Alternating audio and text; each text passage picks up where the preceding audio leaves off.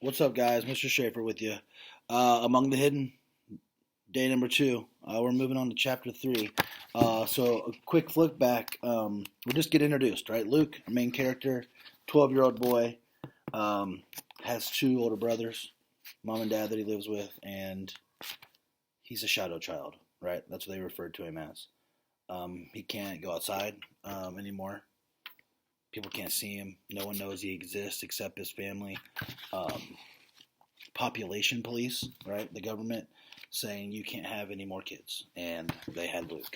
So they already defied the laws once, and now the big thing they kind of focused on. Sorry, I feel like I'm gonna sneeze. Was they sold the woods in the back? Well, they didn't really sell them; they got told to sell them by the government. So now his safety net, his woods are gone. So that's the last thing we kind of talked about was um, he was kind of jealous he couldn't go to school, jealous he couldn't do stuff, but at the same time, he was trying to tell himself, like, well, he's special, right? He gets to do certain special things and stay home, and he's a mama's boy, pretty much, right? All right, let's check out chapter 3 and 4 today, all right? Chapter 3. Luke lay on his stomach on the floor and idly ran the toy train back and forth on the track. The train had belonged to Dad when he was a little boy, and his own father before him. Luke could remember a time when his greatest longing had been for Mark to outgrow the train so Luke could have it all to himself. But it wasn't what he wanted to play with today. There was a beautiful day unfolding outside, with fleecy clouds in the blue sky and a mild breeze rustling the grass in the backyard. He hadn't left the house in a week now, and he could almost hear the outdoors calling him. But now he wasn't even allowed in the same room as an uncovered window. Are you trying to be discovered? Dad had bellowed at Luke just that morning, when he'd held the shade a few inches back from the kitchen window and peeked out longingly. Luke jumped. He'd been so busy thinking about running barefoot through the grass that he'd half forgotten that there was anyone or anything behind him in the house. No one's out there, he said, glancing again to be sure. He'd been trying not to look beyond the ragged edges of the backyard to the bulldozed mess of branches and trunks and leaves and mud that once been his beloved woods. Yeah, Dad said. Did it ever occur to you that if there is, they might see you before you see them? He grabbed Luke by the arm and jerked him back a good 3 feet. Freed from Luke's grasp, the bottom of the shade banged against the windowsill. You can't look out at all, Dad said. I mean it. From now on, just stay away from the windows. And don't go out into the room unless we've got the shades or curtains pulled. But then I can't see anything, Luke protested. Better that than to get turned in, Dad said. Dad sounded like he might feel sorry for Luke. That only made things worse. Luke turned around to the left, scared he might cry in front of Dad. Now he gave the toy train a shove, and it careened off the track. It landed upside down, wheels spinning. Who cares? Luke muttered. There was a harsh knock at his door. Population police, open up! Luke didn't move. That's not funny, Mark, he shouted. Mark opened the door and bounded up the stairs that led to Luke's room proper. Luke's room was also the attic, a fact that he had never minded. Mother long ago had shoved all the trunks and boxes as far as they could under the eaves, leaving prime space for Luke's brass bed and a circular rag rug of books and toys. Luke had even heard Matthew and Mark grumble about Luke having the biggest room, but they had windows. Scared you this time, didn't I? Mark said. No, Luke said. Nothing would force him to admit that his heart had jumped. Mark had been playing the population police joke for years, always out of their parents' earshot. Usually Luke just ignored Mark, but now, with Dad acting so skittish,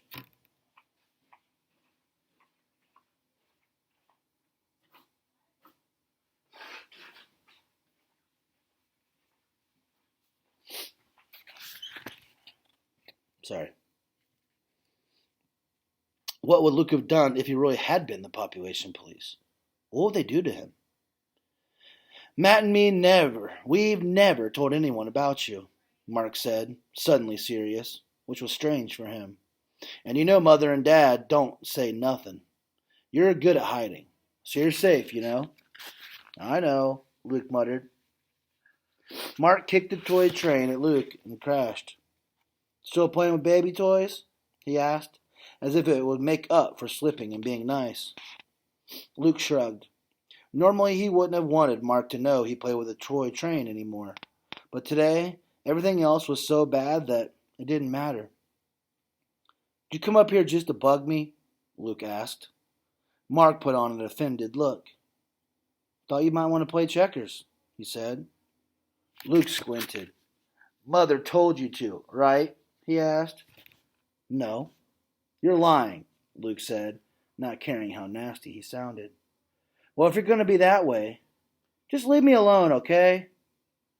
Okay. Mark backed down the stairs. Jeez. Alone again, Luke felt a little sorry he'd been so mean. Maybe Mark had told the truth. Luke should apologize. But he really didn't feel like it. Luke got up and started pacing his room. The squeak of the third board in front of the stairs annoyed him. He hated having to duck under the rafters on the far side of his bed. Even his favorite model cars, lined up on the shelves in the corner, bothered him today. You ever felt like that? Like everything bothers you? Everything's annoying? Why should he have model cars? He'd never even sat in a real one. He never would. He'd never get to do anything or go anywhere. He might as well just rot up here in the attic. He thought about that before, on rare occasions when Mother and Dad and Matthew and Mark all went somewhere and left him behind. What if something happened to them and they never came back? Would someone find him years from now, abandoned and dead? He'd read a story in one of the old books in the attic about a bunch of kids finding a deserted pirate ship, and then a skeleton in one of the rooms. He'd be like that skeleton. And now that he wasn't allowed in the rooms with uncovered windows, he'd be a skeleton in the dark. Luke looked up automatically, as if he reminded himself that nothing lit the rafters with a single bulb over his head. Except there was a light at either end of the ceiling, leaking in out of the peak of the roof. Luke stood up and went to investigate. Of course, he should have remembered. There were vents at each end of the roof.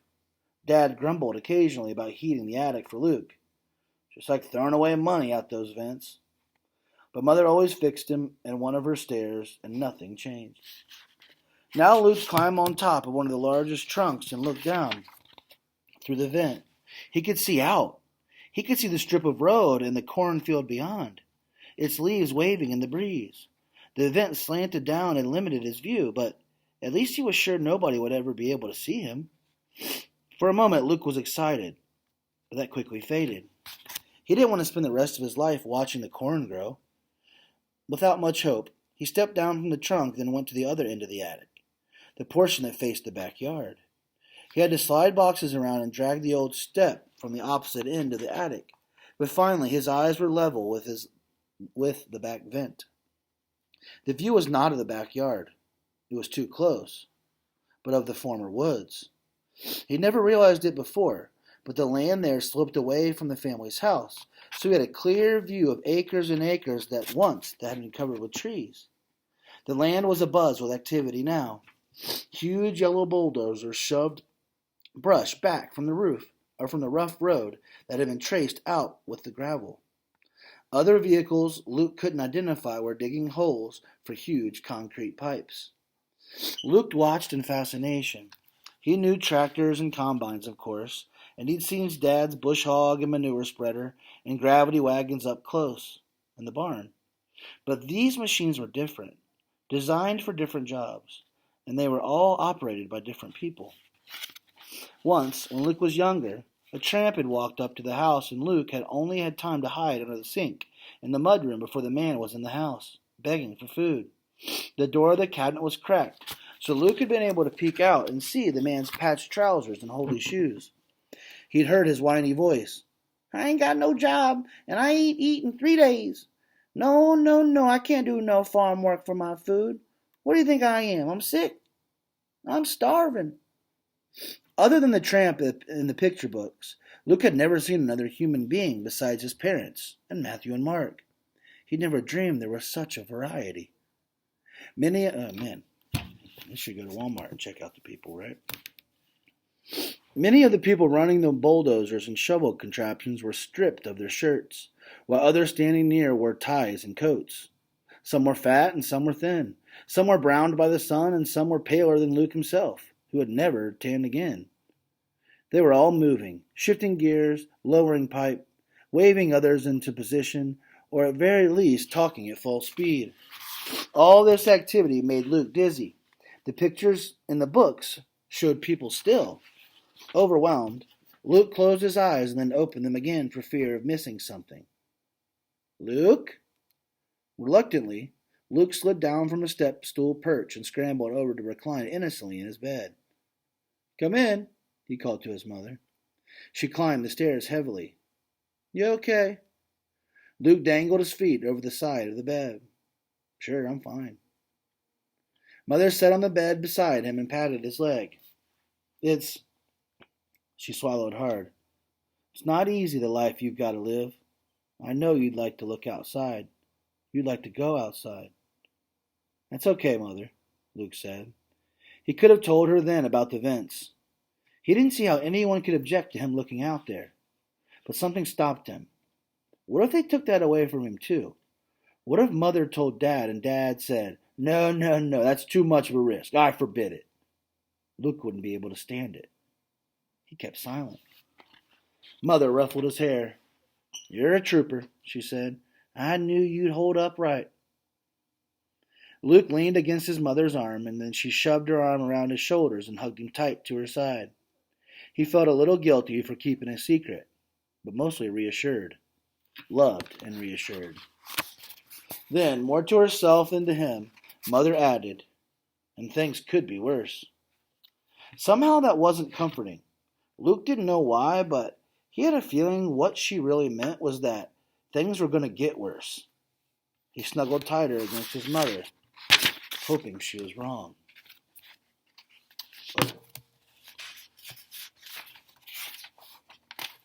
It's pretty serious stuff there. The last part, she knew it would get worse.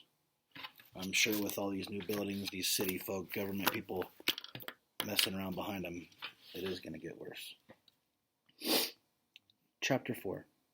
Luke found out his mother meant a few days later when he came down for breakfast. As usual, he opened the door from the back stairs to the kitchen only a crack.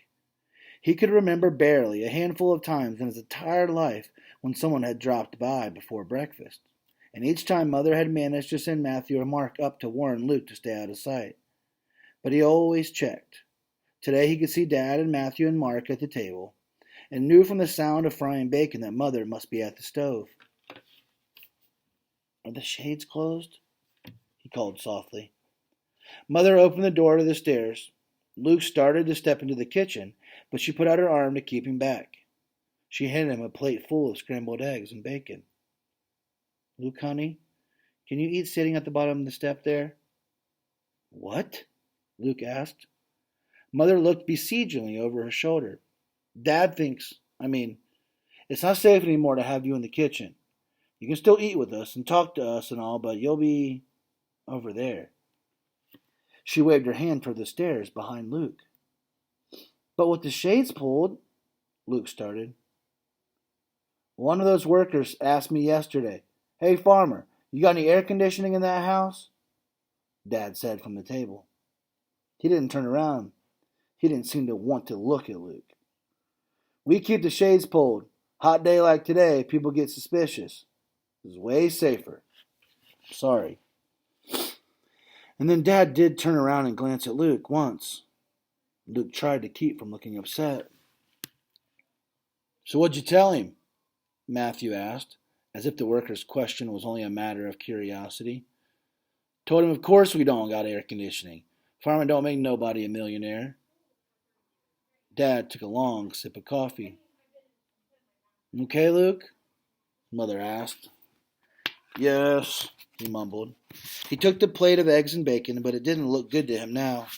He knew every bite he ate would stick in his throat. He sat down on the step, out of sight of both kitchen windows. "We'll leave the door open," Mother said. She hovered over him as if unwilling to return to the stove. "This isn't too much different, is it?" "Mother," Dad said warningly. Through the open windows, Luke could hear the rumbling of several trucks and cars. The workers had arrived for the day. He knew from watching through the vent the past few days that the caravan of vehicles come up the road like a parade. The cars would peel off the side and unload to the nice-dressed men. The more rugged vehicles pulled onto the muddiest sections, and the people inside would scatter to the bulldozers and backhoes that had been left outside overnight. But the vehicles barely had time to get cold, because the workers were there now from sun up to sundown. Someone was in a hurry for them to finish. "Luke, I'm sorry," Mother said, and scurried back to the stove. She loaded a plate for herself and then sat down at the table beside Luke's usual spot. His chair wasn't even in the kitchen anymore. For a while, Luke watched Dad, Mother, Matthew, and Mark eat in silence, a complete family of 4. Once he cleared his throat, ready to protest again. "You can't do this. It's not fair." He choked back the words, unspoken. They were only trying to protect him. What could he do? Resolutely, Luke stuck his fork in the pile of scrambled eggs on his plate and took a bite. He ate the whole plateful of food without tasting any of it. Man, stuff changes pretty quickly around there.